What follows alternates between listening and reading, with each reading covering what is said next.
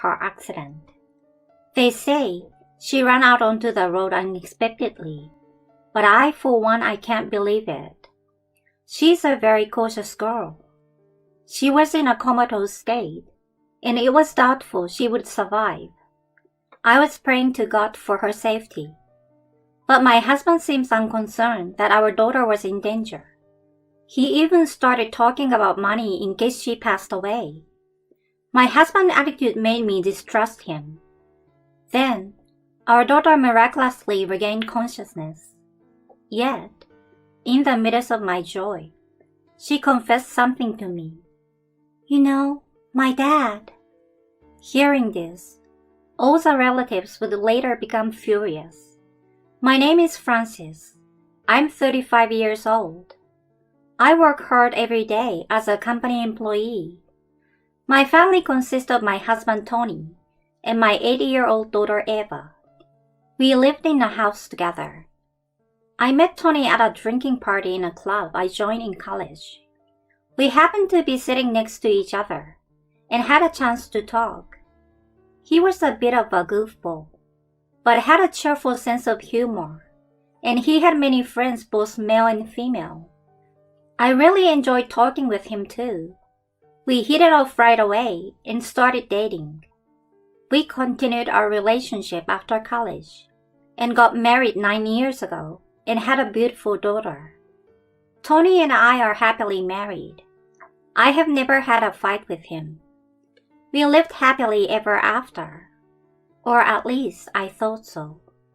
My daughter Eva looks and acts exactly like me. Even when she was a baby, my relatives used to say she looked like me. As she grew older, she became more and more like me. My parents would say things like, "It's like Frances is back from when she was a little girl." At first, I thought it was just their patronizing comment. But then, I checked my parents' photo album. I found that Eva looked exactly the same as I did when I was a kid. Even my mother's friends joked that we looked like identical twins.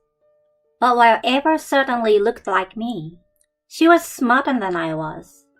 She was speaking quite well at the age of 2, and she could read and write at an early age than the other children. Eva had many friends at school because of her kindness and leadership qualities. I may be a foolish parent, but Eva was smart and bright, and I loved her very much.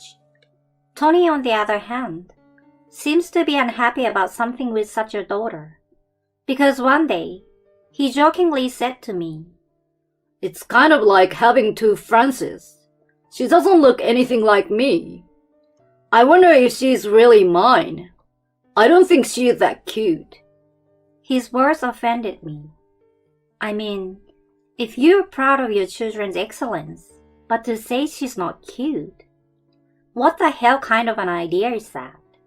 I was glad Eva was asleep when he said that, but she would have been absolutely heartbroken to find out that her father thought of her that way. And I didn't like the way he made it sound like I was cheating on him. So I argued with him. What a thing to say! She's our child, so don't say such a terrible thing about her not being cute. And what's with, are you sure it's mine? What the heck? Can you even tell the difference between what you're allowed to say and what you're not allowed to say? Tony must have realized that I was really angry, because he rushed to defend himself. "I'm just kidding, just kidding. Don't get so seriously angry. I'm sorry. I won't say it again." Tony apologized, and I forgave him for the moment. I felt a little sorry that I had gotten a little angry too. But later on, I wondered. I wondered why I didn't scrutinize Tony's comment more at that time. I would regret it. Tony also works as an office worker, so we are both very busy. We have been sharing the household chores since the beginning of our marriage, and have been doing well. However, he told me that his company's business was in a slump. In order to fix it, Tony has become even busier. Overtime work has increased, and working on holidays is commonplace. Plus, his salary and bonus were cut drastically. It was not unusual for Tony to have to stay overnight at work, and so his time at work was drastically reduced. I don't think it's fair to overwork employees this much, no matter how bad the economy is. I suggested to my husband that he change jobs. I've worked for this company for many years, and I want to support them. I'm sorry for the trouble I've caused you, but I can't just walk away when my boss and my coworkers are working so hard. The company's economy is going to pick up in a little while, so please bear with me for a while longer. I understand why he doesn't want to part ways with his boss and coworkers, so I couldn't say no to Tony's desperate request. I had to work more overtime on my end, because my husband was paying me less money for us to live on. I don't stay overnight like he does, but I still get home late. I like my job, and I'm doing it at my own pace, so it's not a problem. But Ever spends more time with the sitter, so I feel sorry for her. I'm sorry, Ever. Mom and Dad have been busy. When we get some time off, we'll go somewhere together as a family. I said this to Ever, as if I was trying to explain myself, but she never blamed me. Mom, I'm a strong girl, so I will be fine, and I'm proud of you and Dad for working so hard. My daughter tries to cheer me up like that, even though she must be lonely. She's just like me, in the way that I'm always thinking of others to the point that I start losing weight. I felt bad that she had to put up with everything, so I decided to give her a present. I bought Ever a smartphone. A smartphone might be a little too early for an 8-year-old, but my daughter was good with electronics. She could use my computer, my phone, and look things up. Maybe she has a talent in that direction. I figured that if she had her phone when I was away from home, we should be able to have a conversation online, even if I couldn't reply right away. Predictably, my daughter was overjoyed when I gave her the phone. I know it cost you a lot of money, Mom, but I'm glad. Thank you. Eva's smile made me happy too. Up until that moment, I had thought of the house as a busy but fun place to live. So I had no idea that such a big event would happen. I was working overtime at work that day. I was working, sighing and thinking how busy I was when my phone rang. It was the hospital calling. Your daughter has been rushed to the hospital. I was shocked to hear this information, and my mind went blank. In case of emergency, Eva carries a note with my phone number on it and keeps it in her bag. That's why the hospital called me right away.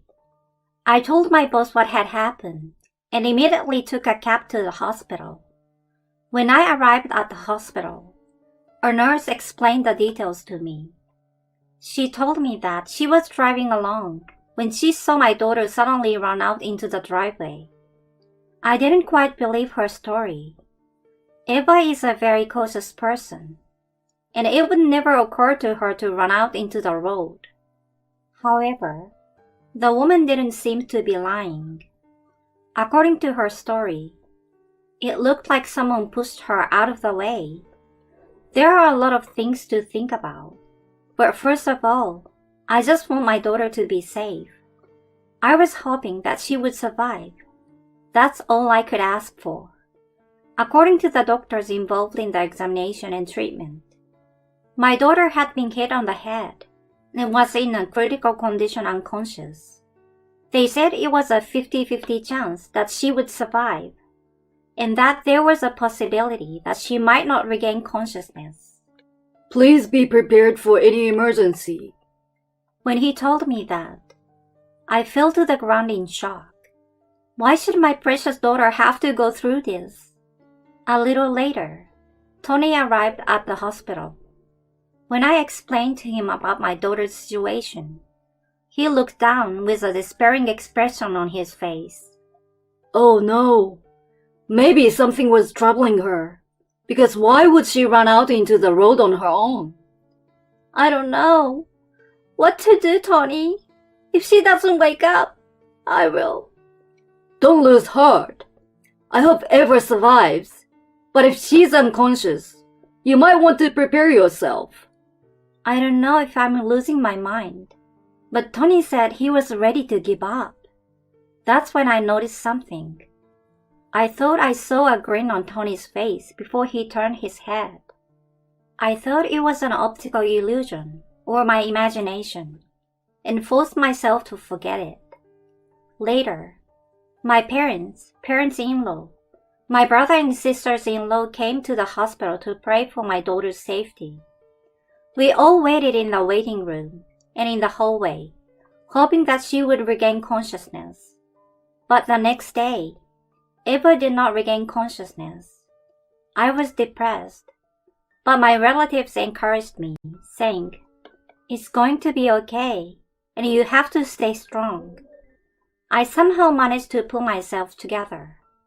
Eva was on the brink of death, and there was no way I was going to give up now. Eventually, it was decided that it was going to be a long day, so I decided to get our bags ready. The relatives disbanded for the time being, and I was left alone with Tony at the hospital. Then, he said something I couldn't believe. Eva is not going to make it, and now I don't have to pay child support. I'm going to take this opportunity to make this very clear, Francis. I want a divorce. With that, he offered me divorce papers with his signature on it. I was aghast at the offer, which was so sudden. Huh? What are you talking about all of a sudden? Eva might still be alive. And what the hell is this divorce thing all of a sudden? You've never acted like that before. In response to my question, Tony said, I've been thinking about it for a while. Does he have any idea how insane he sounds under the circumstances? I can't see you as a lady anymore. You are too serious for my taste. I'm not sure we can make it as a couple anymore. There was something in his words that stuck with me. Is it possible that you love someone else? I want to marry her, but I don't want to pay alimony and child support. Is that why you're asking for a divorce at this point? Well, that's not it. I just simply felt I couldn't go on living with you. Tony denies it, but his eyes are looking from side to side, and it's obvious he's lying. I was tempted to pursue this or that, but now was not the time. Right now, we need to pray for Eva's safety first and foremost. Let's talk about the divorce later, because right now, all I want to think about is Eva. That's what you're trying to get away with, isn't it? I won't be fooled. Now sign these papers. The relatives returned just as Tony was pressing me to do so. Tony rushed to put the divorce papers back in his bag. Apparently, he didn't want his relatives to hear about the divorce. I decided to go through with it because it was convenient for me. All that mattered now was Eva's safety. Please, God, please save Eva. Perhaps my prayers were answered, because on the third day, she miraculously regained consciousness. My family and I wept and rejoiced, but Tony was pale and trembling. At that moment, he muttered to himself, Oh no, I didn't think. My husband's mumblings were so small that only I, standing nearby, could hear them. Why was he so upset? I would later discover the reason in my daughter's words. Eva's eyes were vacant, so I desperately asked her, Are you all right? She stared at me for a moment, and then told me something. Mom, Dad pushed me into the road. Everyone in the hospital room froze at Eva's sudden revelation, and we all looked at Tony. He could not say anything. He was only shaking. From the way he looked, he knew his daughter was telling the truth. Furthermore, Eva wanted me to take the phone in her bag, so I took it out. She instructed me to check the audio with the recording function, and I did as she instructed. Then, suddenly I heard Tony's excited voice. I enjoyed our last date, Michelle. You're such a cutie. I'd stay with you forever if I didn't have a wife and daughter in the way. It was a voice that clearly indicated Tony was cheating on me. According to my daughter, she heard her dad talking to the woman he was cheating on me with at home and immediately recorded it. Eva then confronted Tony. Do you have someone else you like besides Mom?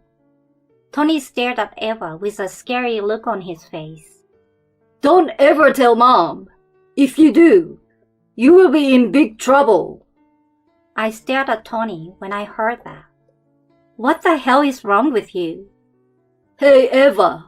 It's a crime to record people talking without their permission. And Francis, did you buy your kid a smartphone? She's not ready for that yet, so don't spoil her. Tony is trying so hard to change the subject. Of course I'm not fooled. Huh? Don't play games with me. Spit out the facts. I yelled at him, and Tony started making excuses for cheating on me. No, I wasn't cheating. I was just talking on the phone with a colleague at work. I don't care about that. Now I'm asking if you pushed Eva. Well, I wouldn't do that, would I? Tony tries to make excuses, but he's clearly acting suspiciously.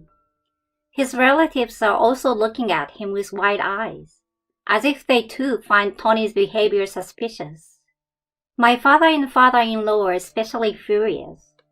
You son of a...